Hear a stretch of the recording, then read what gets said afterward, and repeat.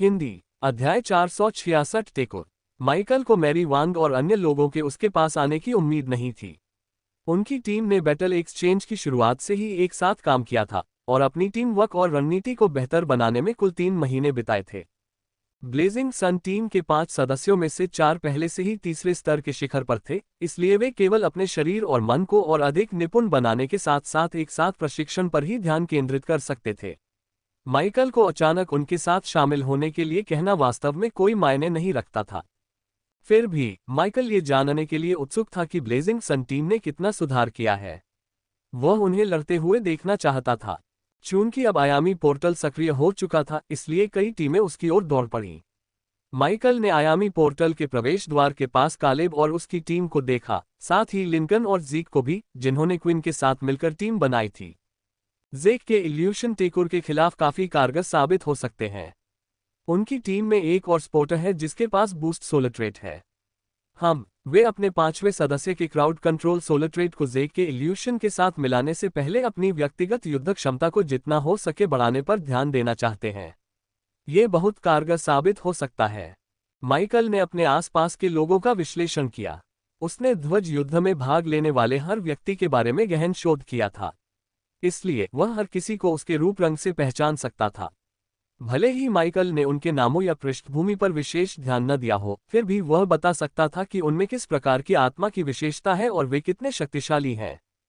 फिलहाल यही सबसे महत्वपूर्ण था। क्या आपको पता है कि आजकल आप वंशजों के बीच बहुत लोकप्रिय हैं? सेरा कानी ने माइकल की ओर देखते हुए पूछा। उसने उसकी ओर देखकर मुस्कुराया, जिससे उसके पूरे शरीर पर रोंगटे खड़े हो गए।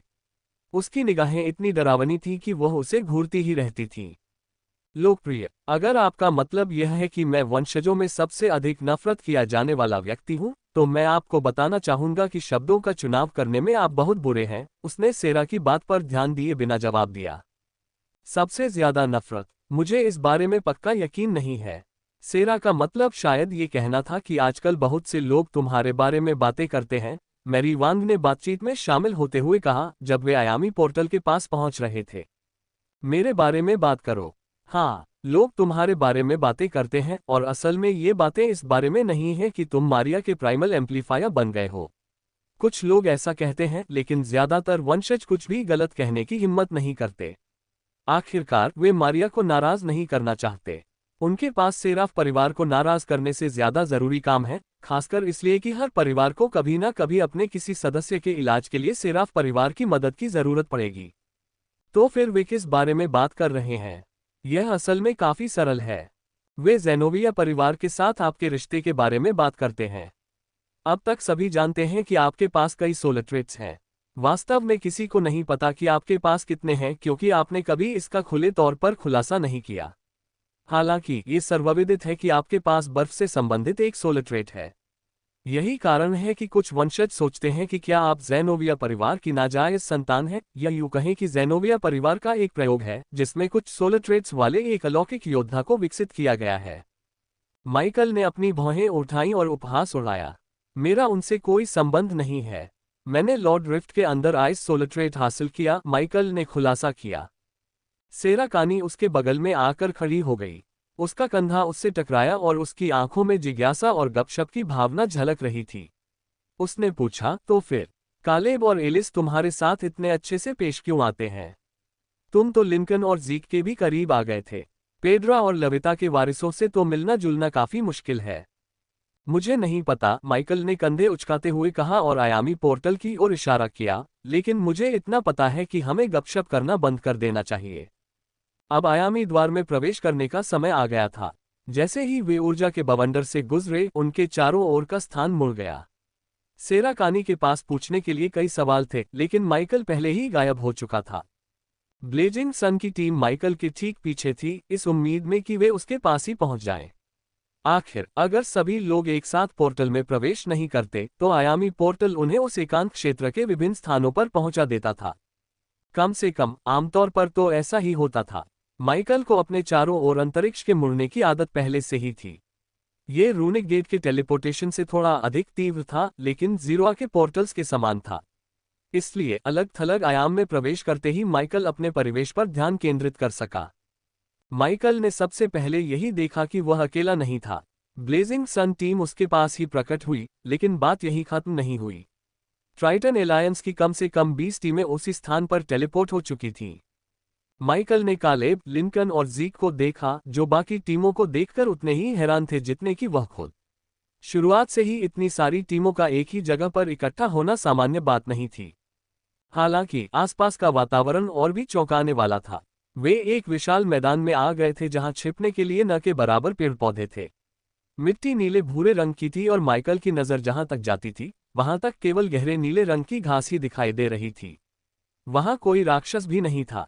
संभावित हमलावरों से कुछ हद तक बचाव प्रदान करने वाली एकमात्र वस्तु एक विशालकाय काला स्तंभ था। स्तंभ कोयले की तरह काला था। इसकी सतह खुरदरी थी और यह कई 100 मीटर ऊंचा था। काला स्तंभ मोटा था और कोलोसियम जितना चौड़ा था। आयामी स्तंभ। माइकल को एहसास हुआ, उसका दिल एक धड़कन चूक गया। ध्वज युद्धों के दौरान अब तक कोई भी टीम आयामी स्तंभ के पास नहीं पहुंची थी। ट्राइटन गठबंधन के लगभग 200 सदस्यों के साथ ऐसा होना पहली बार था। कई जागृत प्राणियों ने देखा कि उनके सामने एक आयामी स्तंभ खड़ा है और उन्होंने उस पर प्रहार करना शुरू कर दिया।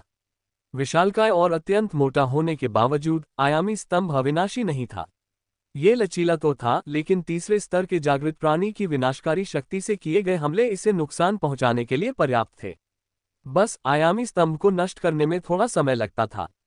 अगर सैकड़ों जागृत लोग एक साथ आयामी स्तंभ पर हमला भी कर दें तो भी उसे गिरने में कुछ घंटे लग जाएंगे। इतना समय टेकुरों के लिए उन तक पहुंचने और हमला करने के लिए काफी होगा। आखिर टेकुर तो आयामी स्तंभों की रक्षा के लिए उनके चारों ओर इकट्ठा हो जाते हैं। अगर हम आयामी स्तंभ के इतने करीब पैदा हुए हैं तो कौन कहता है कि वही बात। माइकल की बात अधूरी रह गई क्योंकि उसने देखा कि अन्य जागृत लोग आयामी स्तंभ को जल्द से जल्द नष्ट करने के लिए उसकी ओर दौड़ रहे थे। अचानक हवा में एक घर के आकार का पत्थर प्रकट हुआ। पहले तो सबको लगा कि यह पत्थर उनके साथियों का है, इसलिए कोई भी रुका नहीं। केवल कुछ चुनिंदा लोगों को ही लगा कि कुछ गड़बड़ है। किसी के पास भी ऐसी आत्मा की विशेषता नहीं थी जिससे वह अत्यधिक गर्मी उत्सर्जित करने वाला एक काला पत्थर प्रकट कर सके। बिना किसी चेतावनी के काली चट्टान आयामी स्तंभ के सामने जोर से गिरी। वह अनगिनत टुकड़ों में बिखर गई जो जबरदस्त ताकत से चारों दिशाओं में फैल गए। एक धमाके की गूंज पूरे इलाके में सुनाई दी। चीखें और चिल्लाहटें गूंज उठीं, लेकिन एक दूसरे धमाके ने उन्हें शांत कर दिया, जिसकी गूंज मोर्चे पर सुनाई दी। कुछ ही क्षण पहले आयामी स्तंभ की ओर धावा बोल रहे एक वॉरलॉक सेंटोर के पैरों के नीचे जमीन में 2 बड़े गड्ढे उभर आए। उस वॉरलॉक सेंटोर के अवशेष भी नहीं बचे क्योंकि गड्ढों ने उसे पूरी तरह से निगल लिया था। हालांकि केवल एक वॉरलॉक सेंटोर की मृत्यु हुई, लेकिन कई घायल हो गए। उल्कापिंड के टकराते ही अनगिनत टुकड़ों में बिखरने से अग्रिम पंक्ति में मौजूद हर प्राणी बुरी तरह घायल हो गया। एक पल के लिए टीमों के चिकित्सक स्तब्ध रह गए। सौभाग्य से उनकी सूझबूझ तुरंत जागृत हो गई। घायलों की दबी हुई चीखें सुनकर चिकित्सक अपने साथियों का इलाज करने के लिए आगे बढ़े। माइकल ने घायलों पर क्षण भर के लिए ही नजर डाली, फिर उसकी निगाहें आयामी स्तंभ के पीछे से प्रकट हुए प्राणियों के एक छोटे समूह पर टिक गईं। ये जीव कुछ हद तक मानवाकार थे। कम से कम वे 2 पैरों पर चलते थे और उनके 2 हाथ थे। उनके शरीर पर चांदी के कवच थे और उनमें से कुछ की पीठ से पंख निकले हुए थे। उनके सिर मधुमक्खी और चींटी के मिश्रण जैसे दिखते थे और उनके गालों से लंबे चांदी जैसे जबड़े निकले हुए थे। उन प्राणियों के पैर लंबे थे और पहली नज़र में वे दुबले पतले दिखते थे, लेकिन माइकल ने उनकी शारीरिक युद्ध क्षमता को कम आंकने की गलती नहीं की। वह जानता था कि वे प्राणी क्या थे। टेकुर जाति आ चुकी थी। वहां केवल 1 दर्जन टेकुर थे, जिनसे ट्राइटन गठबंधन के 200 सदस्यों का एक समूह निपट सकता था, लेकिन टेकुर के शुरुआती हमले से ही यह पता चल गया कि उन्हें हल्के में नहीं लिया जाना चाहिए। उल्कापिंड की शक्ति इतनी थी कि वह 1 टियर 3 वॉरलॉक सेंटोर को मार सके और ट्राइटन एलायंस के 20 से अधिक जागृत प्रतिभाशाली प्राणियों को घायल कर सके। क्या वे आमतौर पर इतने ही ताकतवर होते हैं या उनमें से यह सिर्फ एक है? माइकल ने किसी को पूछते हुए सुना। यह एक वंशज था जिसका पूरा शरीर 2 मीटर लंबे टेकुर को देखकर डर से कांप रहा था। माइकल के पास कोई जवाब नहीं था और ऐसा ही कुछ उनके आसपास के अन्य लोगों के साथ भी लग रहा था।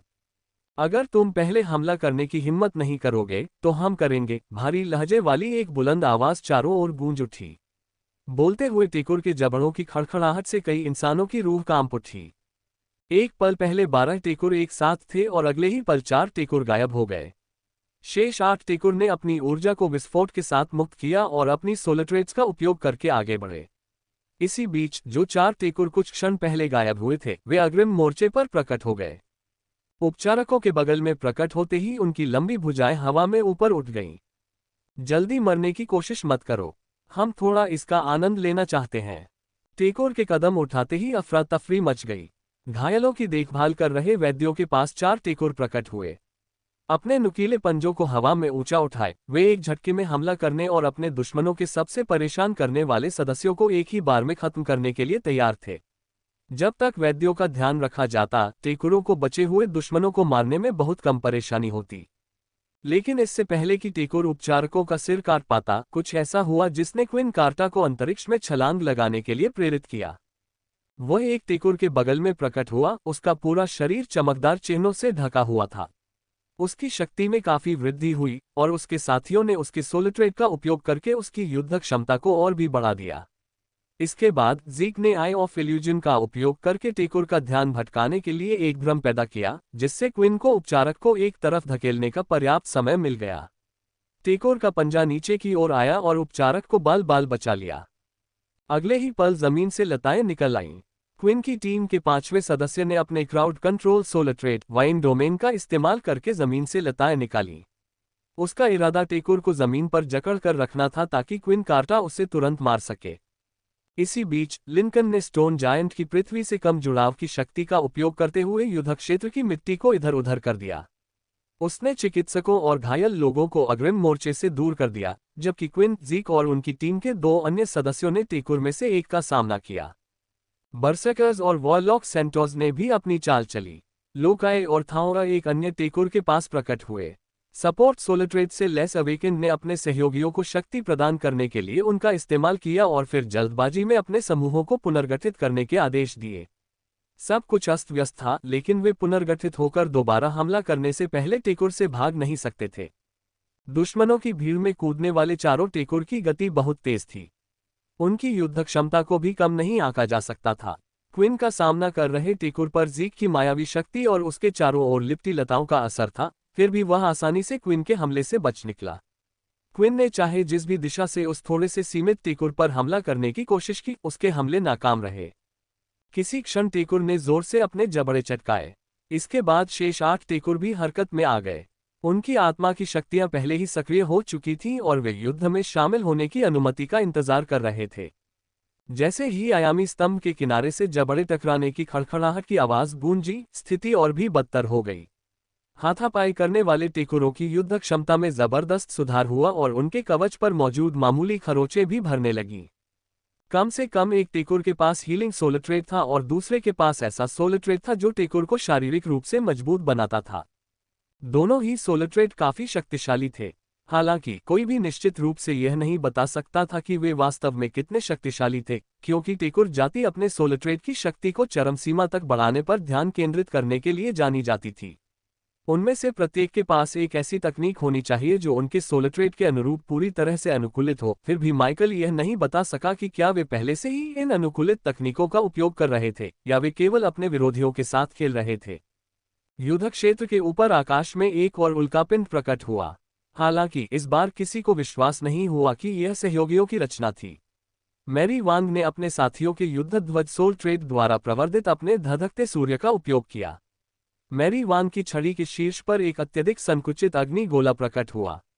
एक समृद्ध और जीवंत नीले रंग की ज्वाला फूट पड़ी और उल्कापिंड की ओर बढ़ी, जो नीले रंग के अग्निगोले से टकराते ही चकनाचूर हो गया। जैसे ही उल्कापिंड बिखरा, एक रहस्यमय शक्ति ने उल्कापिंड के हजारों टुकड़ों को घेर लिया। टुकड़े हवा में ही रुक गए और नीचे की ओर झुक गए। एक टेकुर अपने सोलिट्रेड से शॉट्स को नियंत्रित कर रहा था और ट्राइटन एलायंस के सदस्यों पर उल्कापिंड के शॉट्स की वर्षा करने ही वाला था कि सेराकानी ने अपनी चाल चली। उसने अपने सोलिट्रेड को अन्य वंशजों की शक्ति के साथ मिलाकर अचानक एक भयंकर तूफान खड़ा कर दिया। तूफान उल्कापिंड के टुकड़ों को अस्थिर करने ही वाला था कि तभी चांदी जैसी कोई चीज उसमें से गुजरी। तूफान को बनाए रखने और नियंत्रित करने के लिए इस्तेमाल की जाने वाली ऊर्जा दूषित हो गई। सेरा ने तूफान पर और उसके साथ साथ उल्कापिंड के टुकड़ों पर भी अपना नियंत्रण खो दिया। लेकिन ये ठीक था। ज़ेल्डा नॉर्मन लगभग 50 साथियों के साथ 8 टेकुरों के समूह तक पहुंची। उसने अपने 6 star solar trade dome of weakness का प्रयोग किया और 8 टेकोरों को एक साथ निशाना बनाया। एक भयावह गुंबद ने ज़ेल्डा और उसके साथियों सहित 8 टेकोरों को घेर लिया। इस गुंबद ने लक्षित टेकोरों के सोलर ट्रेड्स को कमजोर कर दिया, जिससे सपोर्ट और हीलिंग सोलर ट्रेड्स की प्रभावशीलता कम हो गई, जो टेकोरों को क्विन और अन्य टेकोरों पर बढ़त दिला रही थी। यहां तक कि उल्कापिंड के टुकड़ों को नियंत्रित करने वाली टेलीपैथी सोलर ट्रेड भी काफी कमजोर हो गई थी। डोम ऑफ वीकनेस की सबसे बड़ी खामी ये थी कि लक्ष्य के सोलर ट्रेड की शक्ति जितनी अधिक होती थी, इसकी शक्ति उतनी ही कम होती जाती थी। 3 स्टार सोलर ट्रेड की शक्ति 50% तक कम हो जाती थी, जबकि 5 स्टार सोलर ट्रेड की शक्ति में 10% की मामूली गिरावट भी मुश्किल से सहन कर पाती थी।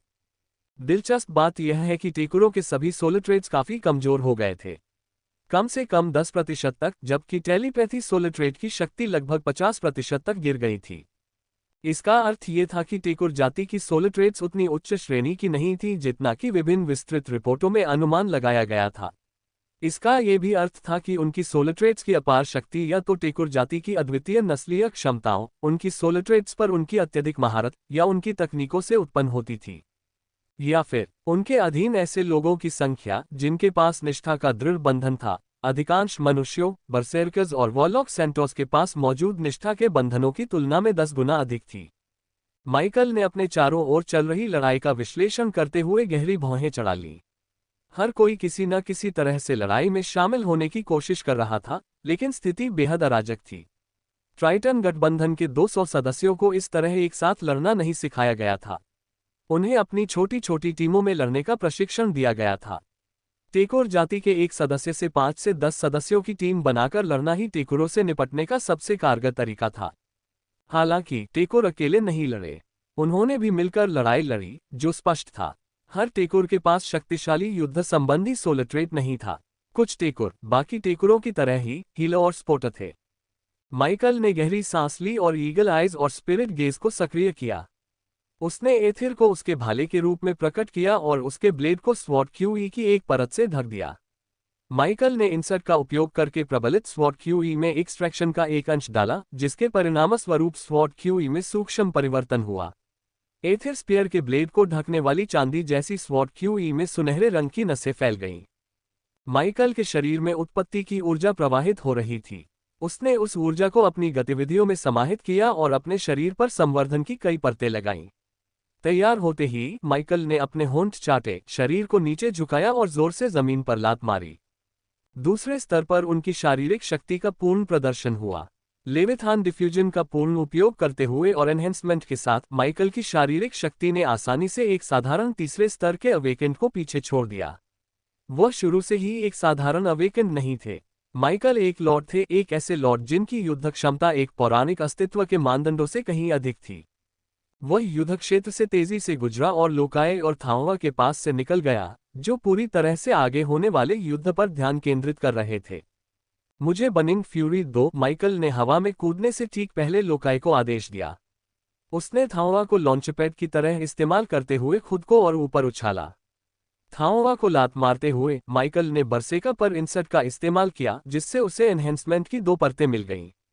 इसका असर 5 से 10 मिनट में खत्म हो जाएगा, लेकिन थांवा, लोकाए और माइकल के लिए 1-2 टेकोर से निपटने के लिए ये काफी समय था। एथिर ने हवा में ही धनुष का रूप धारण कर लिया। उसने एक ग्लेशियर तीर प्रकट किया जिसमें थोड़ी सी शक्ति समाहित थी, धनुष की डोरी खींची और तुरंत तीर चला दिया। टेकोर ने ग्लेशियर तीर को देखा, लेकिन उसने इसे तुरंत अनदेखा कर दिया क्योंकि ग्लेशियर तीर में इतनी शक्ति नहीं थी। इसके बजाय उन्होंने आसपास के बरसेर्कर्स और वॉरलॉक सेंटोस पर ध्यान केंद्रित किया। माइकल ने एथिर धनुष से हमला करते समय अपनी पूरी ताकत का इस्तेमाल नहीं किया। इसके बजाय उसने ग्लेसिकल के बारे में अपनी समझ का लाभ उठाया।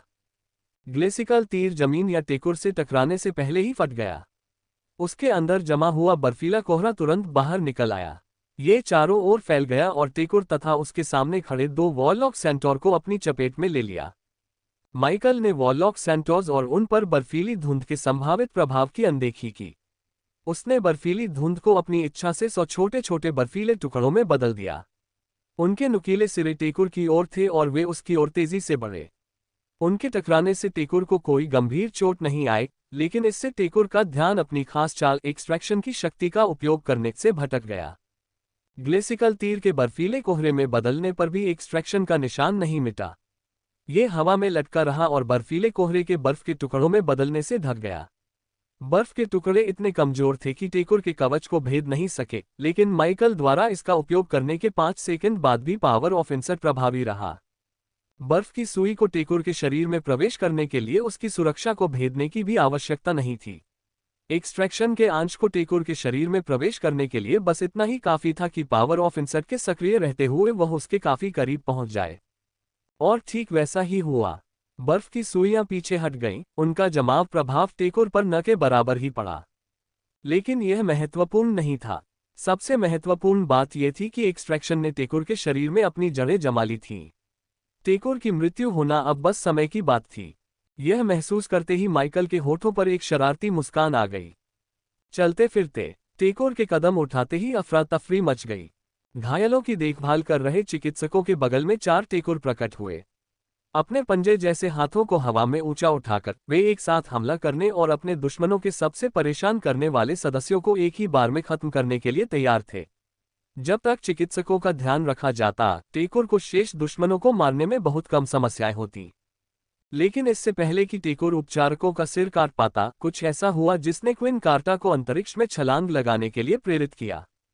वह एक टेकोर के बगल में प्रकट हुआ। उसका पूरा शरीर चमकदार चिन्हों से ढका हुआ था। उसकी शक्ति में काफी वृद्धि हुई और उसके साथियों ने उसके सोलिट्रेट का उपयोग करके उसकी युद्ध क्षमता को और भी बढ़ा दिया। इसके बाद ज़ीक ने आई ऑफ इल्यूजन का उपयोग करके टेकोर का ध्यान भटकाने के लिए एक भ्रम पैदा किया, जिससे क्विन को उपचारक को एक तरफ धकेलने का पर्याप्त समय मिल गया। टेकोर का पंजा नीचे की ओर आया और उपचारक को बाल बाल बचा लिया। अगले ही पल जमीन से लताएं निकल आईं। क्विन की टीम के 5वें सदस्य ने अपने क्राउड कंट्रोल सोलिट्रेट वाइन डोमेन का इस्तेमाल करके जमीन से लताएं निकाली। उसका इरादा टेकोर को जमीन पर जकड़ कर रखना था ताकि क्विन कार्टा उसे तुरंत मार सके। इसी बीच लिंकन ने स्टोन जायंट की पृथ्वी से कम जुड़ाव की शक्ति का उपयोग करते हुए युद्ध क्षेत्र की मिट्टी को इधर उधर कर दिया। उसने चिकित्सकों और घायल लोगों को अग्रिम मोर्चे से दूर कर दिया, जबकि क्विन, ज़ीक और उनकी टीम के 2 अन्य सदस्यों ने टेकोर में से एक का सामना किया। बर्सर्कर्स और वॉरलॉक सेंटोज ने भी अपनी चाल चली। लोकाए और थाओरा एक अन्य टेकोर के पास प्रकट हुए। सपोर्ट सोलिट्रेट से लेस अवेकेंड ने अपने सहयोगियों को शक्ति प्रदान करने के लिए उनका इस्तेमाल किया और फिर जल्दबाजी में अपने समूहों को पुनर्गठित करने के आदेश दिए। सब कुछ अस्त व्यस्त था, लेकिन वे पुनर्गठित होकर दोबारा हमला करने से पहले टेकोर से भाग नहीं सकते थे। दुश्मनों की भीड़ में कूदने वाले चारों टेकोर की गति बहुत तेज थी। उनकी युद्ध क्षमता को भी कम नहीं आंका जा सकता था। क्विन का सामना कर रहे टेकोर पर ज़ीक की मायावी शक्ति और उसके चारों ओर लिपटी लताओं का असर था, फिर भी वह आसानी से क्विन के हमले से बच निकला। क्विन ने चाहे जिस भी दिशा से उस थोड़े से सीमित टेकोर पर हमला करने की कोशिश की, उसके हमले नाकाम रहे। किसी क्षण टेकोर ने जोर से अपने जबड़े चटकाए। इसके बाद शेष 8 टेकोर भी हरकत में आ गए। उनकी आत्मा की शक्तियां पहले ही सक्रिय हो चुकी थीं और वे युद्ध में शामिल होने की अनुमति का इंतजार कर रहे थे। जैसे ही आयामी स्तंभ के किनारे से जबड़े टकराने की खड़खड़ाहट की आवाज गूंजी, स्थिति और भी बदतर हो गई। हाथापाई करने वाले टेकोरों की युद्ध क्षमता में जबरदस्त सुधार हुआ और उनके कवच पर मौजूद मामूली खरोंचें भी भरने लगीं। कम से कम एक टेकोर के पास हीलिंग सोलिट्रेट था और दूसरे के पास ऐसा सोलिट्रेट था जो टेकोर को शारीरिक रूप से मजबूत बनाता था। दोनों ही सोलिट्रेट काफी शक्तिशाली थे। हालांकि कोई भी निश्चित रूप से यह नहीं बता सकता था कि वे वास्तव में कितने शक्तिशाली थे, क्योंकि टेकोर जाति अपने सोलिट्रेट की शक्ति को चरम सीमा तक बढ़ाने पर ध्यान केंद्रित करने के लिए जानी जाती थी।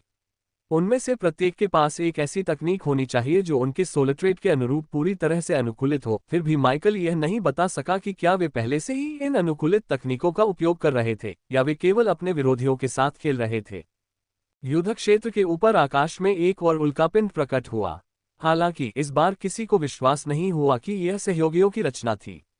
मैरी वांग ने अपने साथियों के युद्ध ध्वज सोलिट्रेट द्वारा प्रवर्धित अपने धधकते सूर्य का उपयोग किया। मैरी वांग की छड़ी के शीर्ष पर एक अत्यधिक संकुचित अग्नि गोला प्रकट हुआ। एक समृद्ध और जीवंत नीले रंग की ज्वाला फूट पड़ी और उल्कापिंड की ओर बढ़ी, जो नीले रंग के अग्निगोले से टकराते ही चकनाचूर हो गया। जैसे ही उल्कापिंड बिखरा, एक रहस्यमय शक्ति ने उल्कापिंड के हजारों टुकड़ों को घेर लिया। टुकड़े हवा में ही रुक गए और नीचे की ओर झुक गए। एक टेकोर अपने सोलिट्रेट से शॉट्स को नियंत्रित कर रहा था और ट्राइटन एलायंस के सदस्यों पर उल्कापिंड के शॉट्स की वर्षा करने ही वाला था कि सेराकानी ने अपनी चाल चली। उसने अपने सोलिट्रेट को अन्य वंशजों की शक्ति के साथ मिलाकर अचानक एक भयंकर तूफान खड़ा कर दिया।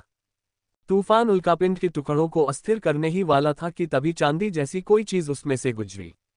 तूफान को बनाए रखने और नियंत्रित करने के लिए इस्तेमाल की जाने वाली ऊर्जा दूषित हो गई। सेरा ने तूफान पर और उसके साथ साथ उल्कापिंड के टुकड़ों पर भी अपना नियंत्रण खो दिया। लेकिन ये ठीक था। ज़ेल्डा नॉर्मन लगभग 50 साथियों के साथ 8 टेकोरों के समूह तक पहुंची। उसने अपने 6 स्टार सोलिट्रेट डोम ऑफ वीकनेस का प्रयोग किया और 8 टेकोरों को एक साथ निशाना बनाया। एक भयावह गुंबद ने ज़ेल्डा और उसके साथियों सहित 8 टेकोरों को घेर लिया। इस गुंबद ने लक्षित टेकोरों के सोलिट्रेट्स को कमजोर कर दिया, जिससे सपोर्ट और हीलिंग सोलिट्रेट्स की प्रभावशीलता कम हो गई, जो टेकोरों को क्विन और अन्य टेकोरों पर बढ़त दिला रही थी। यहां तक कि उल्कापिंड के टुकड़ों को नियंत्रित करने वाली टेलीपैथी सोलिट्रेट भी काफी कमजोर हो गई थी। डोम ऑफ वीकनेस की सबसे बड़ी खामी ये थी कि लक्ष्य के सोलिट्रेट की शक्ति जितनी अधिक होती थी, इसकी शक्ति उतनी ही कम होती जाती थी। 3 स्टार सोलिट्रेट की शक्ति 50% तक कम हो जाती थी, जबकि 5 स्टार सोलिट्रेट की शक्ति में 10% की मामूली गिरावट भी मुश्किल से सहन कर पाती थी। दिलचस्प बात यह है कि टेकोरों के सभी सोलिट्रेट्स काफी कमजोर हो गए थे, कम से कम 10% तक, जबकि टेलीपैथी सोलिट्रेट की शक्ति लगभग 50% तक गिर गई थी। इसका अर्थ ये था कि टेकोर जाति की सोलिट्रेट्स उतनी उच्च श्रेणी की नहीं थी जितना कि विभिन्न विस्तृत रिपोर्टों में अनुमान लगाया गया था। इसका ये भी अर्थ था कि उनकी सोलिट्रेट्स की अपार शक्ति या तो टेकोर जाति की अद्वितीय नस्लीय क्षमताओं, उनकी सोलिट्रेट्स पर उनकी अत्यधिक महारत या उनकी तकनीकों से उत्पन्न होती थी, या फिर उनके अधीन ऐसे लोगों की संख्या जिनके पास निष्ठा का दृढ़ बंधन था। अधिकांश मनुष्यों, बर्सेर्कर्स और वॉरलॉक सेंटोस के पास मौजूद निष्ठा के बंधनों की तुलना में 10 गुना अधिक थी। माइकल ने अपने चारों ओर चल रही लड़ाई का विश्लेषण करते हुए गहरी भौहें चढ़ा ली। हर कोई किसी न किसी तरह से लड़ाई में शामिल होने की कोशिश कर रहा था, लेकिन स्थिति बेहद अराजक थी। ट्राइटन गठबंधन के 200 सदस्यों को इस तरह एक साथ लड़ना नहीं सिखाया गया था। उन्हें अपनी छोटी छोटी टीमों में लड़ने का प्रशिक्षण दिया गया था। टेकोर जाति के एक सदस्य से 5 से 10 सदस्यों की टीम बनाकर लड़ना ही टेकोरों से निपटने का सबसे कारगर तरीका था। हालांकि टेकोर अकेले नहीं लड़े, उन्होंने भी मिलकर लड़ाई लड़ी, जो स्पष्ट था। हर टेकोर के पास शक्तिशाली युद्ध संबंधी सोलिट्रेट नहीं था। कुछ टेकोर बाकी टेकोरों की तरह ही हीलर और स्पोर्टर थे। माइकल ने गहरी सांस ली और ईगल आइज और स्पिरिट गेज को सक्रिय किया। उसने एथिर को उसके भाले के रूप में प्रकट किया और उसके ब्लेड को स्वॉर्ड क्यूई की एक परत से ढक दिया। माइकल ने इंसर्ट का उपयोग करके प्रबलित स्वॉर्ड क्यूई में एक्सट्रैक्शन का एक अंश डाला, जिसके परिणामस्वरूप स्वॉर्ड क्यूई में सूक्ष्म परिवर्तन हुआ। एथिर स्पीयर के ब्लेड को ढकने वाली चांदी जैसी स्वॉर्ड क्यूई में सुनहरे रंग की नसें फैल गईं। माइकल के शरीर में उत्पत्ति की ऊर्जा प्रवाहित हो रही थी। उसने उस ऊर्जा को अपनी गतिविधियों में समाहित किया और अपने शरीर पर संवर्धन की कई परतें लगाईं। तैयार होते ही माइकल ने अपने होंठ चाटे, शरीर को नीचे झुकाया और जोर से जमीन पर लात मारी। दूसरे स्तर पर उनकी शारीरिक शक्ति का पूर्ण प्रदर्शन हुआ। लेविथान डिफ्यूजन का पूर्ण उपयोग करते हुए और एनहेंसमेंट के साथ माइकल की शारीरिक शक्ति ने आसानी से एक साधारण तीसरे स्तर के अवेकेंड को पीछे छोड़ दिया। वह शुरू से ही एक साधारण अवेकेंड नहीं थे। माइकल एक लॉर्ड थे, एक ऐसे लॉर्ड जिनकी युद्ध क्षमता एक पौराणिक अस्तित्व के मानदंडों से कहीं अधिक थी। वह युद्ध क्षेत्र से तेजी से गुजरा और लोकाए और थांवा के पास से निकल गया, जो पूरी तरह से आगे होने वाले युद्ध पर ध्यान केंद्रित कर रहे थे। मुझे बर्निंग फ्यूरी दो, माइकल ने हवा में कूदने से ठीक पहले लोकाए को आदेश दिया। उसने थांवा को लॉन्चपैड की तरह इस्तेमाल करते हुए खुद को और ऊपर उछाला। थांवा को लात मारते हुए माइकल ने बरसेका पर इंसर्ट का इस्तेमाल किया, जिससे उसे एनहेंसमेंट की 2 परतें मिल गईं। इसका असर 5 से 10 मिनट में खत्म हो जाएगा, लेकिन थांवा, लोकाए और माइकल के लिए 1-2 टेकोर से निपटने के लिए ये काफी समय था। एथिर ने हवा में ही धनुष का रूप धारण कर लिया। उसने एक ग्लेशियर तीर प्रकट किया जिसमें थोड़ी सी शक्ति समाहित थी, धनुष की डोरी खींची और तुरंत तीर चला दिया। टेकोर ने ग्लेशियर तीर को देखा, लेकिन उसने इसे तुरंत अनदेखा कर दिया क्योंकि ग्लेशियर तीर में इतनी शक्ति नहीं थी। इसके बजाय उन्होंने आसपास के बर्सेर्कर्स और वॉरलॉक सेंटोस पर ध्यान केंद्रित किया। माइकल ने एथिर धनुष से हमला करते समय अपनी पूरी ताकत का इस्तेमाल नहीं किया। इसके बजाय उसने ग्लेसिकल के बारे में अपनी समझ का लाभ उठाया। ग्लेसिकल तीर जमीन या टेकुर से टकराने से पहले ही फट गया। उसके अंदर जमा हुआ बर्फीला कोहरा तुरंत बाहर निकल आया। ये चारों ओर फैल गया और टेकुर तथा उसके सामने खड़े 2 वॉरलॉक सेंटोर को अपनी चपेट में ले लिया। माइकल ने वॉरलॉक सेंटोर्स और उन पर बर्फीली धुंध के संभावित प्रभाव की अनदेखी की। उसने बर्फीली धुंध को अपनी इच्छा से 100 छोटे छोटे बर्फीले टुकड़ों में बदल दिया। उनके नुकीले सिरे टेकुर की ओर थे और वे उसकी ओर तेजी से बढ़े। उनके टकराने से टेकुर को कोई गंभीर चोट नहीं आई, लेकिन इससे टेकुर का ध्यान अपनी खास चाल एक्सट्रैक्शन की शक्ति का उपयोग करने से भटक गया।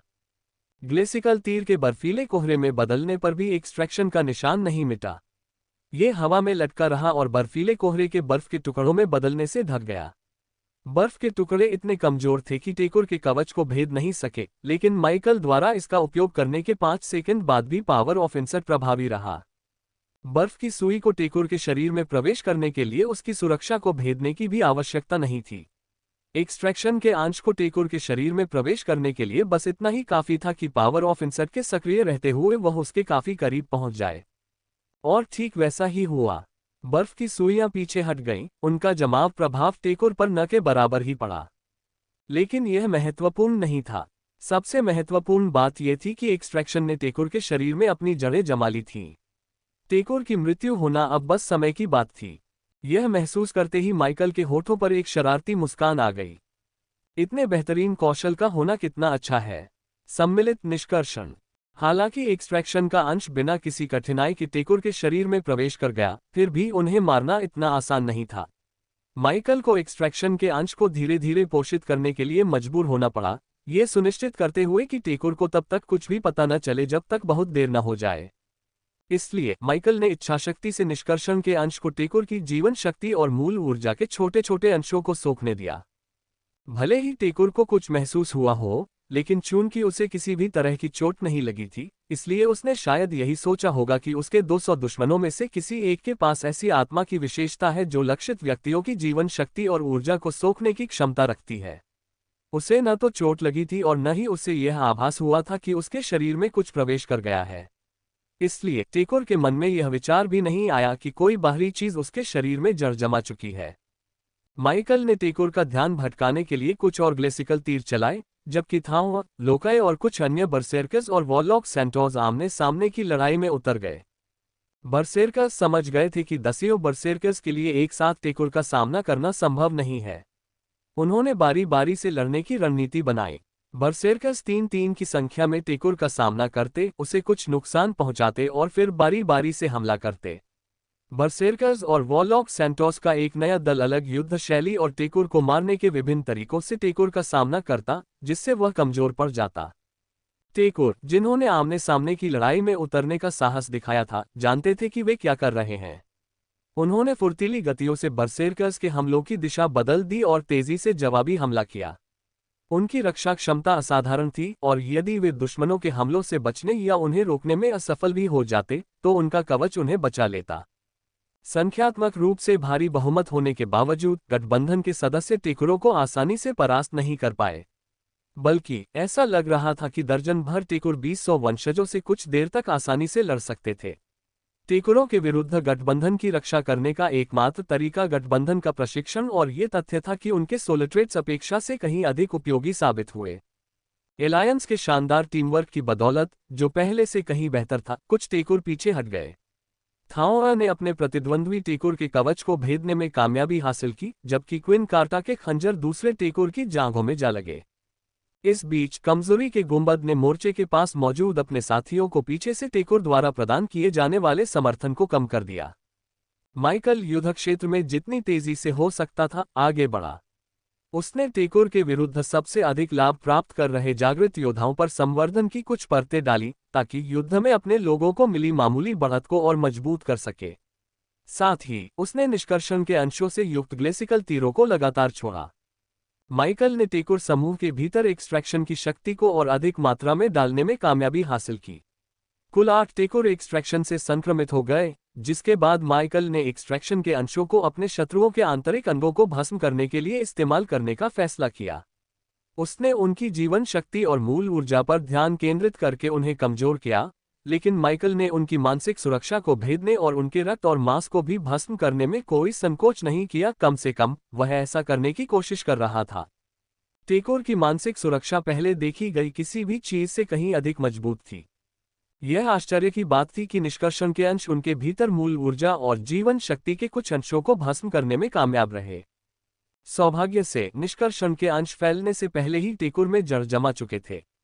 साधारण मानसिक सुरक्षा, चाहे कितनी भी मजबूत क्यों न हो, निष्कर्षण के अंशों को रोक नहीं सकती थी। यदि टेकोर निष्कर्षण के अंशों को मिटाना चाहते थे, तो उन्हें अपनी ऊर्जा का उपयोग निष्कर्षण की शक्ति को अलग करने और उसे बाहर निकालने के लिए करना होगा। इसके लिए समय और पूर्ण एकाग्रता की आवश्यकता थी। फिलहाल टेकोर के पास न तो समय था और न ही एकाग्रता। एक टेकोर में एक ऐसी सोल ट्रेट थी जो अवचेतन रूप से एक्सट्रैक्शन के निशान को रोक देती थी। यह उसके शरीर के अंदर जड़ जमाने के लिए जगह नहीं पा सकी और स्वाभाविक रूप से बाहर निकल गई। इसलिए माइकल ने बाकी टेकोर को संक्रमित करने की कोशिश भी नहीं की। इसके बजाय उसने 8 संक्रमित टेकोर को कमजोर करके मारने पर ध्यान केंद्रित किया। एक्सट्रैक्शन पर एनहेंसमेंट की कुछ परतें लगाने से एक्सट्रैक्शन की क्षमता को बढ़ाने के लिए पर्याप्त था। माइकल की ऊर्जा चरम पर थी और उसका ऊर्जा भंडार कभी समाप्त नहीं हुआ। उसने एक संकुचित ग्लेसिकल तलवार बनाई, उस पर प्रबलित तलवार ऊर्जा की एक परत चढ़ाई और उसके ऊपर संवर्धन की कई परतें जोड़ी। माइकल के हाथ उठाते ही ग्लेसिकल तलवार चमक उठी। उसने सीधे हाथ से वार किया और ग्लेसिकल तलवार फट पड़ी। अगर तुम्हें अपना सिर चाहिए तो खुद को जमीन पर गिरा दो, माइकल ने फुसफुसाती ऊर्जा के साथ थाओवर और लोकेयर पर चिल्लाया। 1/4 सेकंड बाद दोनों बरसेरकर्स ने प्रतिक्रिया दी। उन्होंने अपने सामने मौजूद टेकोर पर ध्यान केंद्रित करना बंद कर दिया और जमीन पर छलांग लगा दी। टेकोर का हमला बरसेरकर्स से बाल बाल बच गया। उसे उम्मीद नहीं थी कि बरसेरकर्स अचानक जमीन पर कूद पड़ेंगे, लेकिन उनकी रणनीति में अचानक बदलाव समझ में आया क्योंकि एक बर्फीले नीले रंग की चमकदार तलवार बरसेरकर्स के पास से तेजी से गुजरी और टेकोर को भेद गई। ग्लेसिकल तलवार ने कवच के क्षतिग्रस्त हिस्से को भेदते हुए एक ही झटके में टेकोर को छेद दिया। टेकोर की आंखें चौड़ी हो गईं और उसके जबड़े बेरहमी से चटकने लगे। टेकोर से ऊर्जा का विस्फोट हुआ और उसका आकार बढ़ गया। उसका चांदी जैसा कवच गहरा हो गया और टेकोर के चारों ओर की उपस्थिति तीव्र हो गई। माइकल ने टेकोर की उपस्थिति को यथासंभव अनदेखा किया। उसने ग्लेसिकल तलवार को घेरने वाली प्रबलित तलवार की ऊर्जा को टेकोर पर विस्फोटक रूप से छोड़ दिया। टेकोर के आंतरिक अंग टुकड़े टुकड़े हो गए, उसकी आंतें क्षतिग्रस्त हो गईं और कुछ आंतरिक अंग एक ही झटके में नष्ट हो गए। जब प्रबलित तलवार की ऊर्जा का प्रयोग किया गया तभी हिमंदी तलवार का जमाव प्रभावी हुआ। तलवार के घाव के आसपास का क्षेत्र जम गया और जमाव का प्रभाव तेजी से फैलने लगा। टेकोर ने अपनी अपार शारीरिक शक्ति से हिमंदी तलवार को कुचलने की कोशिश की। जैसे ही माइकल ने टेकोर की इस कोशिश को समझा, उसने हिमंदी तलवार को बर्फीले कोहरे में बदलने का आदेश दिया, जिससे टेकोर की दृष्टि अवरुद्ध हो गई और वह कोहरा उसके शरीर के भीतर तक फैल गया। टेकोर जोर से चीखा, उसके जबड़े बेकाबू होकर बजने लगे। ये दूसरे टेकोरों के लिए घायल टेकोर पर ध्यान देने का संकेत था, जो चीख भी नहीं पा रहा था क्योंकि कई तलवारें चारों ओर से उस पर वार कर रही थीं। बात यहीं खत्म नहीं हुई। एक भारी गदा टेकोर के सिर पर जोर से गिरी। 1 बार नहीं, 2 बार नहीं और न ही 3 बार। तीसरे स्तर के शिखर पर मौजूद 3 बरसेरकर्स ने बारी बारी से सैकड़ों किलोग्राम की भारी गदा से टेकोर का सिर कुचलकर उसे मार डाला। लेकिन टेकोर ने छटपटाते हुए ऊर्जा का एक तीव्र प्रवाह छोड़ा। वह हिलता डुलता रहा और हमलावरों में से एक को बुरी तरह घायल करने में कामयाब रहा, इससे पहले कि उसके पैर जमीन पर जकड़ दिए गए। हमला तब तक जारी रहा जब तक टेकोर की ऊर्जा का प्रवाह उनमें से एक तक नहीं पहुंच गया। टेकोर का सिर पूरी तरह कुचल जाने के बाद वह हिलना डुलना बंद कर दिया। माइकल को छोड़कर बाकी सभी ने मरे हुए टेकोर से मुंह फेर लिया। उन्हें बाकी बचे 11 टेकोर से लड़ने में दूसरों की मदद करनी थी। माइकल ने हाथ हिलाकर एक्सट्रैक्शन और बर्फीली धुंध को वापस बुला लिया। साथ ही उसने मरे हुए टेकोर के शव को अपने भंडार में रख दिया।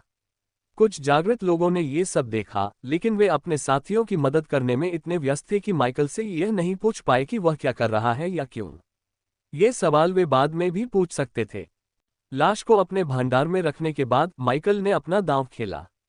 उसने अपने शरीर को फिर से मजबूत किया और अपने शरीर के चारों ओर 1 दर्जन ग्लेसिकल तलवारें प्रकट की।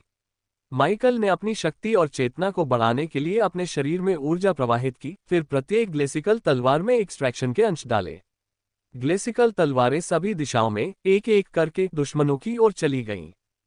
ग्लेसिकल तलवारें उसके पूर्ण नियंत्रण में थीं। उसने उनके टकराने से ठीक पहले उन्हें चकनाचूर कर दिया और उनसे निकली बर्फीली धुंध को टेकुरों के सिर पर छा जाने की शक्ति दी। फिर वह बर्फीली धुंध सैकड़ों ग्लेसिकल सुइयों में बदल गई, जिन्होंने टेकुरों के कवच को भेदने का प्रयास किया।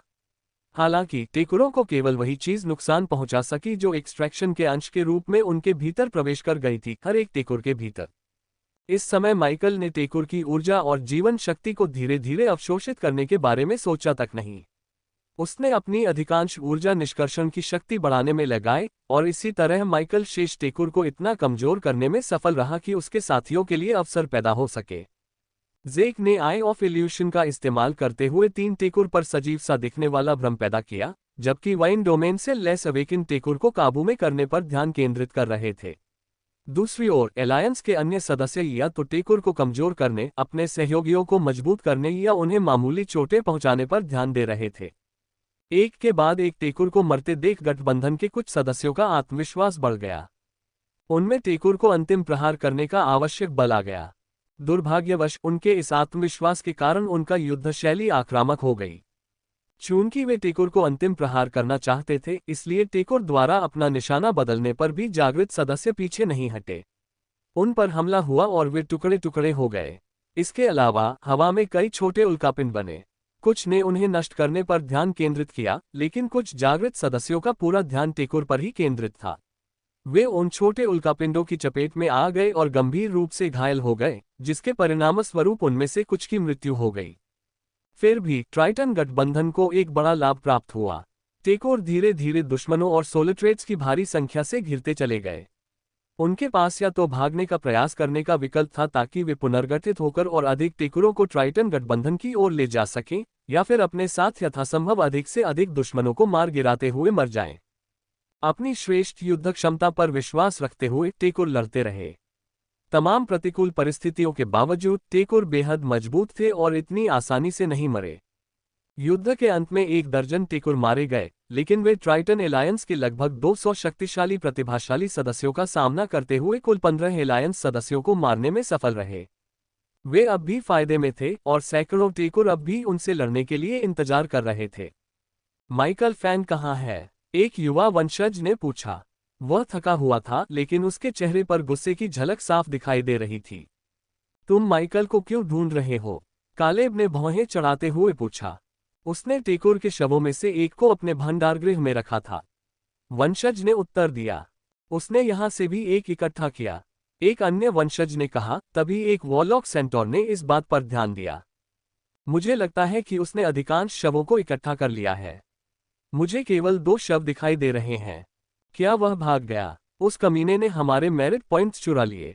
युवा वंशज ने एक बार फिर गुस्से से दहाड़ते हुए माइकल पर आरोप लगाने में जरा भी संकोच नहीं किया। मैं भागा नहीं था, बेवकूफ। आयामी स्तंभ के पीछे से माइकल की आवाज गूंजी। वह अपने चेहरे पर व्यंग्यात्मक मुस्कान लिए स्तंभ के चारों ओर घूमा। मैंने शवों को इसलिए सुरक्षित रखा ताकि कोई गलती से भी उन्हें नष्ट न कर दे, और यह सुनिश्चित करने के लिए कि जब हम लड़ाई में व्यस्त थे तब कोई और उन्हें न ले जाए। माइकल ने अपने भंडार से कुल 10 टेकुर निकाले और उस आदमी पर भड़कते हुए कहा जिसने अभी अभी उस पर आरोप लगाया था। आरोप लगाने से पहले सोचो तो सही। इससे शायद तुम कुछ और दिन जिंदा रह पाओगे। हो सकता है अगर तुम अपना मुंह बंद रखो तो तुम्हें कोई गर्लफ्रेंड मिल जाए। उसने गठबंधन के शेष सदस्यों की ओर मुड़कर लाशों की ओर इशारा करते हुए कहा, आइए सुनिश्चित करें कि दर्जन भर टेकुर को मारने के लिए हर किसी को योगदान मिले। आखिरकार सभी ने युद्ध में भाग लिया है, इसलिए यह उचित ही है कि सभी को पुण्य अंक प्राप्त हो। माइकल को यश या सम्मान की कोई परवाह नहीं थी। उसे मिलने वाले पुण्य अंक भी उसके लिए उतने महत्वपूर्ण नहीं थे। माइकल ने युद्ध के बीच में लाशों को इसलिए उठाया ताकि युद्ध के अंत में गायब होकर मरे हुए टेकुरों से सोलस्टार फ्रैगमेंट, सोलिट्रेट सिंबल और मेमोरी ऑर्ब्स निकाल सके। उसने उनकी मृत्यु में योगदान दिया था, इसलिए वह आसानी से टेकुरों को लूट सकता था। किसी को पता न चले, इसलिए माइकल ने केवल वही पुरस्कार निकाले जो कोई और नहीं निकाल सकता था। मेमोरी ऑर्ब्स, सोलिट्रेट सिंबल्स और सोलस्टार फ्रैगमेंट्स ऐसी चीजें थीं जो दूसरों के बस में नहीं थीं। केवल माइकल की निष्कर्षण क्षमता ही इन्हें संभव बना सकती थी। दुर्भाग्यवश उसे बेहद तेजी से काम करना पड़ा। टेकोर से निकाली गई लगभग सारी ऊर्जा टेकोर पर इस्तेमाल की गई निष्कर्षण शक्ति को और बढ़ाने में खर्च हो गई। उसके पास ऊर्जा निकालने के लिए 1 मिनट का भी समय नहीं था और आयामी स्तंभ के पीछे से लौटने से पहले उसे जल्दबाजी में सब कुछ इकट्ठा करना पड़ा। टेकोर के शव अब माइकल के सामने बिखरे पड़े थे, लेकिन वह उन पर एक्सट्रैक्शन का इस्तेमाल नहीं कर सका। आखिरकार उसने एलायंस के सामने एक्सट्रैक्शन को उजागर करने की योजना नहीं बनाई थी। तुम ये सुनिश्चित करना चाहते हो कि तुम्हें लड़ाई में अपना योगदान मिले ताकि तुम अपनी सजा पूरी कर सको और इससे छुटकारा पा सको, है ना? ये तो बड़ी चालाकी है। कालेब ने इतनी जोर से कहा कि उसकी आवाज आसपास मौजूद सभी लोगों तक पहुंच गई। अधिकांश बरसेरकर्स और वॉरलॉक सेंटोस को माइकल की सजा के बारे में पता नहीं था, लेकिन मानव वंशजों ने इसके बारे में कुछ सुना था। माइकल पर आरोप लगाने वाला व्यक्ति उसे घूर रहा था, लेकिन माइकल ने इस पर ज्यादा ध्यान नहीं दिया। उसने मन ही मन कालेब को बहाना बनाने से बचाने के लिए धन्यवाद दिया, लेकिन उसने कालेब को कोई जवाब नहीं दिया। सजा का ख्याल भी उसके मन में नहीं आया था। इस समय यह इतना महत्वपूर्ण नहीं था। आयामी स्तंभ का महत्व कहीं अधिक था। गठबंधन के सदस्यों को स्तंभ को नष्ट करने में कुछ घंटे लगेंगे, लेकिन यह प्रयास निश्चित रूप से सार्थक होगा। वे अपने अंतिम लक्ष्य के और करीब पहुंच जाएंगे, पृथक क्षेत्र को बंद करना और आयामी पोर्टल को हमेशा के लिए सील करना। हम बाद में सबके योगदान के बारे में बात कर सकते हैं।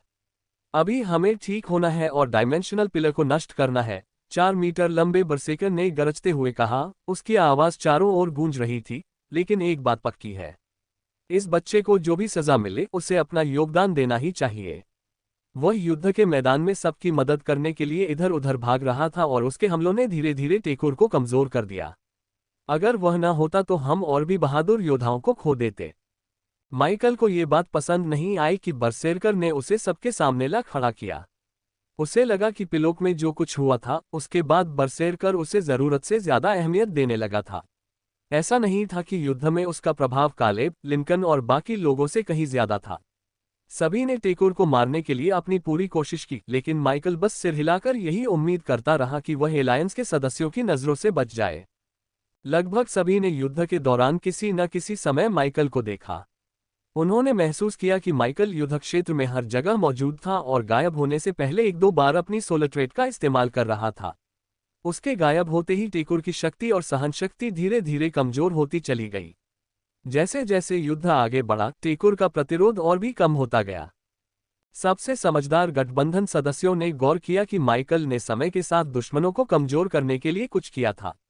उन्हें यकीन नहीं था कि यह जहर था या उसकी सोल ट्रेड का जम जाना। लेकिन एक बात स्पष्ट थी, माइकल के हमले का तरीका शुरू से अंत तक एक जैसा ही था। उसने अपनी आइस सोल ट्रेड का इस्तेमाल किया, जो सुनहरे नसों जैसे धागों से लिपटी हुई सफेद चांदी जैसी आभा से घिरी हुई थी, जिससे वह दूर से ही दुश्मन का ध्यान भटकाकर उसे नुकसान पहुंचा सके। उसका शरीर सफेद रंग से ढका हुआ था, जिससे माइकल की ताकत और गति बढ़ गई और वह अपने टीए की सीमाओं को पार करने में सक्षम हो गया। ठीक है, इस सब बकवास को छोड़ो, माइकल पर आरोप लगाने वाले व्यक्ति ने गुस्से भरे स्वर में कहा। तो मैं थोड़ी देर आराम करूंगा। मुझे चोट तो नहीं लगी, लेकिन मदद करने से पहले मुझे अपनी ऊर्जा वापस पानी होगी, माइकल ने कहा। उसे डिसेंडेंट की जरा भी परवाह नहीं थी। वह कालेब और लिंकन की टीमों के पास चला गया ताकि किसी भी घटना की स्थिति में वह उनके करीब रह सके। साथ ही वह भीड़ के पीछे गायब हो गया ताकि कोई उससे और सवाल न पूछ सके। फिर उसने अपनी आंखें बंद कर लीं और टेकोर से निकाले गए सामान पर ध्यान केंद्रित किया। 30 टियर 3 टेकोर ने 4116 स्टार फ्रैगमेंट दिए, और वो भी जल्दी में। लेकिन मुझे एक भी सोलर ट्रेड सिंबल नहीं मिला। ये तो बहुत बुरा हुआ। माइकल सोलर स्टार फ्रैगमेंट की भारी मात्रा देखकर काफी हैरान था। अगर उसे टेकोर पर एक्सट्रैक्शन का इस्तेमाल करने के लिए पर्याप्त समय मिलता, तो वह 30% से 50% अधिक सोलर स्टार फ्रैगमेंट और कम से कम 3 सोलर ट्रेड सिंबल प्राप्त कर लेता। हालांकि यह थोड़ा दुर्भाग्यपूर्ण था कि उसे सब कुछ नहीं मिला, फिर भी माइकल अपनी उपलब्धियों से संतुष्ट था। उसकी जान को कोई खतरा नहीं था, फिर भी उसने एक सोलर ट्रेड को 5 स्टार तक अपग्रेड करने के लिए पर्याप्त सोलर स्टार फ्रैगमेंट प्राप्त कर लिए थे। अब माइकल को बस यही समस्या हल करनी थी कि उसने जो सोलर स्टार फ्रैगमेंट्स जमा किए हैं, उनका वह क्या करे। कुल 50,000 सोलर स्टार फ्रैगमेंट कुछ सोलर ट्रेड्स को अपग्रेड करने के लिए उपलब्ध थे। दुर्भाग्यवश यह एक्सट्रैक्शन को अपग्रेड करने के लिए पर्याप्त नहीं था। इनसेट की बात करें तो ये पहले से ही 5 स्टार सोलर ट्रेड के रूप में काफी शक्तिशाली था। इससे उसकी युद्ध क्षमता में कोई खास वृद्धि नहीं होती। अगर मैं 100,000 सोल स्टार फ्रेगमेंट भी जमा कर लूं तो भी एक्सट्रैक्शन को 7 स्टार तक अपग्रेड करने के लिए ये काफी नहीं होगा। 6 स्टार सोलर ट्रेट और 7 स्टार सोलर ट्रेट के बीच का अंतर 5 स्टार और 6 स्टार के बीच के अंतर से भी कहीं ज्यादा है। एक्सट्रैक्शन को 6 स्टार तक अपग्रेड करने की कीमत 20,000 से ज्यादा सोलर स्टार फ्रेगमेंट थी। इसका मतलब है एक्सट्रैक्शन को 7 स्टार तक अपग्रेड करने के लिए मुझे कम से कम 200,000 सोलर स्टार फ्रेगमेंट की जरूरत होगी। माइकल को एक्सट्रैक्शन को अपग्रेड करने की कोई जल्दी नहीं थी। उसे पहले से ही इतनी ज्यादा ऊर्जा की जरूरत थी कि वह परेशान हो जाता था। फिर भी अपनी शक्ति बढ़ाने का सबसे आसान तरीका था अपने सोलर ट्रेट्स को अपग्रेड करना। शक्ति प्राप्त करने का ये सबसे तेज और सबसे असरदार तरीका था। इसके अलावा उसके वॉर रून को परिष्कृत करने के लिए जितनी ज्यादा ऊर्जा की जरूरत होती, उसकी मूल ऊर्जा उतनी ही ज्यादा परिष्कृत होती जाती। अपनी सोलर ट्रेट्स को अपग्रेड करना किसी भयंकर जलती हुई लौ से खेलने जैसा था। जब तक वह लौ को नियंत्रित कर सकता था तब तक खेलना मजेदार था, लेकिन एक बार नियंत्रण खो देने पर लौ उसे बेरहमी से जलाकर राख कर देती। टेकोर मेरी उम्मीद से भी ज्यादा शक्तिशाली हैं। उनका टीमवर्क थोड़ा सुस्त है, लेकिन शायद इसलिए क्योंकि उन्होंने हमें कमा का। उन्हें उम्मीद नहीं थी कि हमारे सोलर ट्रेट्स उनके खिलाफ इतने कारगर साबित होंगे। माइकल ने टेकोर में से एक से निकाले गए मेमोरी ऑर्ब्स में से एक को उठाते हुए सोचा। उसने कुल 3 स्मृति गोल निकाले और उन्हें एक एक करके ग्रहण करने का निर्णय लिया। शायद टेकोर की स्मृतियां उसे उनकी शक्ति प्रणाली, उनकी कमजोरियों और अंतरआयामी ध्वज युद्ध की उनकी योजना के बारे में अधिक जानकारी दे सकें। माइकल ने पहला मेमोरी ऑर्ब ग्रहण किया और अपनी आंखें बंद कर लीं। उसने अपने पूरे शरीर में मूल ऊर्जा का संचार किया ताकि आसपास की ऊर्जा में हलचल पैदा हो और वह उसे अवशोषित कर सके, साथ ही साथ पहले टेकोर की यादों को भी देख सके। 10 मिनट पलक झपकते ही बीत गए, फिर भी माइकल पहले टेकोर की यादों को पूरी तरह से पचा नहीं पाया था। 1 घंटा बीतने के बाद माइकल ने अपनी आंखें खोली। माइकल ने अपना सिर झुकाया, होंठ दबाए और हल्के से भौहें चढ़ाईं। उसे ठीक से पता नहीं था कि उसने अभी अभी क्या देखा था। उसने दूसरा मेमोरी ऑर्ब ग्रहण किया और एक बार फिर अपनी आंखें बंद कर लीं। आधे घंटे बाद उसकी आंखें फिर खुल गईं, उसके चेहरे पर शिकन और भी गहरी थी। अंतिम मेमोरी ऑर्ब उसके मुंह में समा गया और उसके चेहरे से शिकन गायब हो गई क्योंकि यादों का तीसरा सैलाब उसके मन में उमड़ पड़ा। तीसरा मेमोरी ऑर्ब आधे घंटे के भीतर पूरी तरह से पच गया। माइकल ने अपने होंठ चाटे, उसके माथे से पसीने की एक बूंद टपक रही थी। ये तो बहुत बुरा हुआ, उसने खुद से बुदबुदाया। उसे पता चल गया कि टेकोर एक श्रेष्ठ जाति क्यों थे और उच्च पद के न होने के बावजूद उनकी आत्मा की विशेषताएं इतनी शक्तिशाली कैसे हो गईं। ये काफी सरल था। सबसे पहले तो टेकोर जनजाति बरसेरकर्स और वॉरलॉक सेंटोस से कहीं अधिक प्राचीन थी। माइकल इस बारे में पूरी तरह से आश्वस्त नहीं था, लेकिन उसे लगभग यकीन था कि टेकोर जनजाति फॉरेस्ट एल्विन जनजाति से भी अधिक प्राचीन थी। और इससे कई बातें स्पष्ट हो गईं। अपनी उम्र के कारण टेकोर जाति ने बहुत सारा ज्ञान अर्जित किया, लेकिन इसका कारण यह नहीं था कि उनकी बुद्धि दूसरों से श्रेष्ठ थी। उन्होंने ज्यादा शोध नहीं किया। वास्तव में उनके ज्ञान का अधिकांश हिस्सा अन्य जातियों पर विजय प्राप्त करने से ही मिला था। और यहीं से सारी गड़बड़ शुरू हुई। एलिट, जिस क्षण टेकोर जाति ने आत्मा शक्ति के लाभ को अधिकतम करने का ज्ञान प्राप्त किया, ब्रह्मांड भर में यादृच्छिक रहने योग्य स्थानों के लिए पोर्टल बनाना सीखा और अपनी आत्मा की विशेषताओं के अनुरूप अनुकूलित तकनीकें विकसित की, उसी क्षण टेकोर जाति की शक्ति और विस्तार की इच्छा में तेजी से वृद्धि हुई। माइकल ने टेकोर के स्मृति ग्रह से कई यादें प्राप्त की और उसे पता चला कि टेकोर के पास बरसेरकर्स और वॉरलॉक सेंटोस की प्राचीन राजधानी में स्थित पोर्टल जैसे सैकड़ों आयामी पोर्टल थे।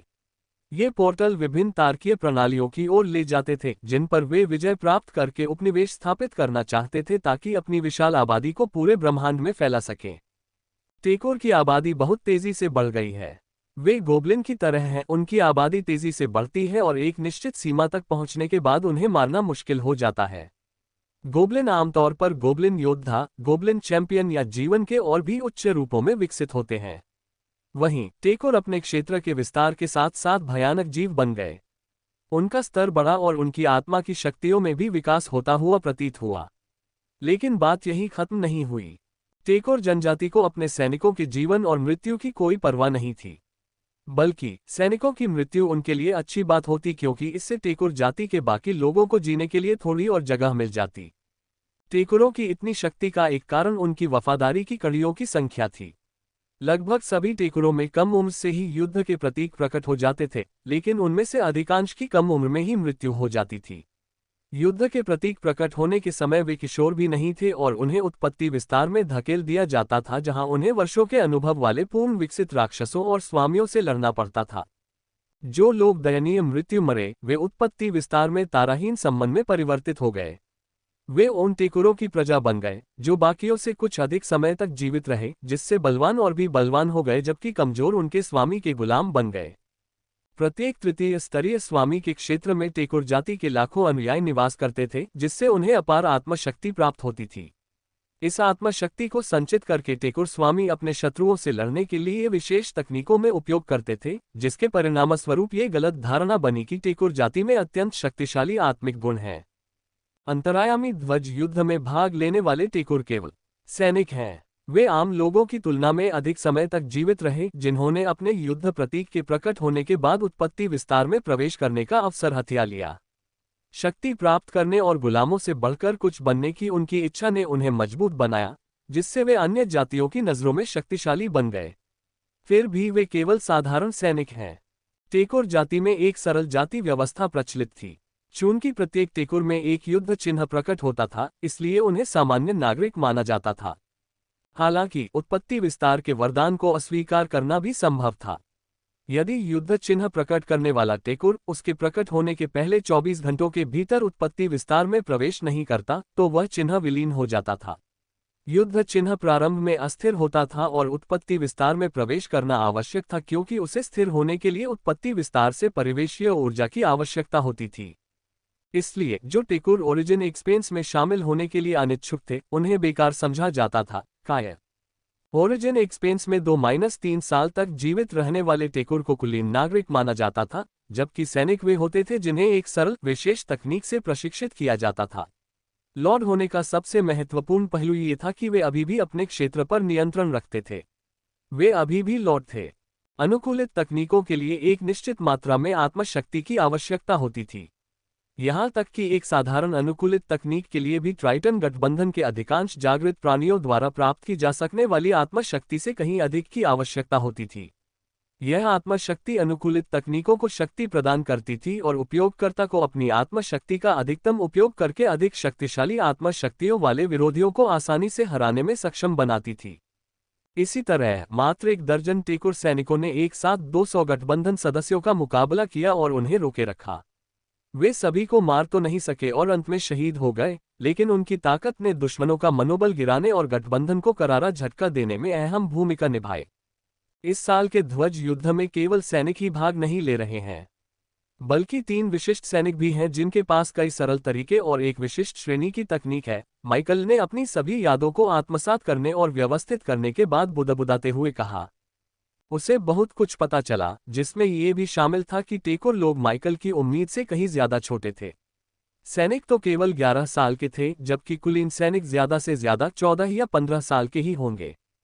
ये बात माइकल को गलत लगी, लेकिन इससे उसे टेकुरों की रणनीति यानी रणनीति की कमी के बारे में और अधिक जानकारी मिली।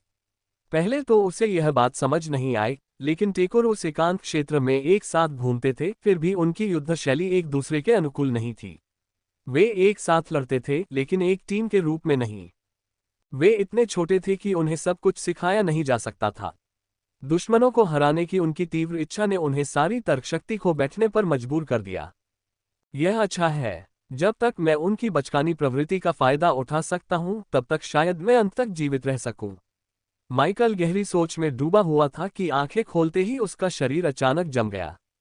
उसने गठबंधन के सदस्यों को आयामी स्तंभ को गिराने के लिए मिलकर काम करते देखा। हालांकि उसे एक ऐसी चीज दिखाई दी जिसने उसे परेशान कर दिया। उसने आयामी स्तंभ पर प्रदर्शित उल्टी गिनती देखी, वह उल्टी गिनती जो ये बता रही थी कि वह आयाम कब तक सक्रिय रहेगा और कब उन्हें एक बार फिर बाहर निकाल दिया जाएगा। 14 दिन। झंडा युद्ध इतना लंबा कभी नहीं चला। 2 साल पहले सबसे ज्यादा 10 दिन चले थे। माइकल इतनी जोर से चिल्लाया कि कालेब के साथियों में से एक ने उसे सुन लिया। उसने माइकल को देखकर हल्की सी मुस्कान दी। तुम्हें अभी पता चला? मुझे उम्मीद थी कि 3 दिन बाद यह आयाम बंद हो जाएगा, क्योंकि सब कुछ शुरू होने के तुरंत बाद ही हम एक आयामी स्तंभ को नष्ट करने वाले हैं। दुर्भाग्य से ऐसा लगता है कि आयाम से बाहर निकलने से पहले हमें टेकुर के कुछ और समूहों से निपटना होगा, कालेब के टीम सदस्य ने कहा। माइकल वंशज से फालतू की बातें करने को तैयार नहीं था, लेकिन वह असभ्य भी नहीं बनना चाहता था। उसने कालेब की टीम सदस्य जोसेफ से कुछ मिनट बात की और फिर वहां से चला गया। माइकल को अपनी ऊर्जा फिर से प्राप्त करनी थी। खैर, यह सच नहीं था, लेकिन उसे कुछ और काम करना था। 14 दिनों में मेरा सामना निश्चित रूप से कई टेकुरों से होगा, शायद बदकिस्मती से एलीट टेकुरों से भी। इसका मतलब है कि मुझे उनमें से कुछ से अकेले निपटने के लिए और अधिक शक्ति की आवश्यकता होगी। माइकल ने सोचा, उसे इस बात की थोड़ी चिंता थी कि कहीं उसका सामना किसी ऐसे एलीट सैनिक से न हो जाए जिसने एलीट क्लास के तरीकों का इस्तेमाल करके उसे और